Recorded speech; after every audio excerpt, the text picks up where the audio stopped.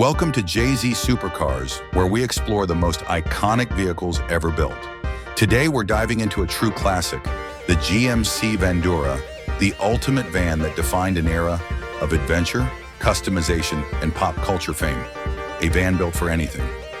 The GMC Vandura, produced from 1964 to 1996, was a powerhouse in the full-size van market.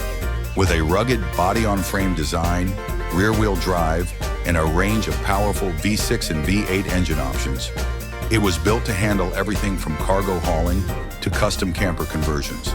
Its spacious interior made it a favorite among businesses, road trippers, and van enthusiasts alike. Pop culture icon. Perhaps the most famous GMC Vandura is the black and red striped van from the A-Team, making it one of the most recognizable TV vehicles of all time. Whether used for work, travel, or Hollywood action scenes, the Vandura's bold, boxy design and aggressive front grille made it stand out.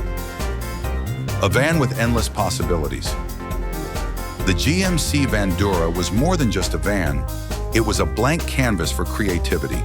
From fully decked out mobile homes to street machines with custom paint jobs, it became a symbol of freedom and self-expression.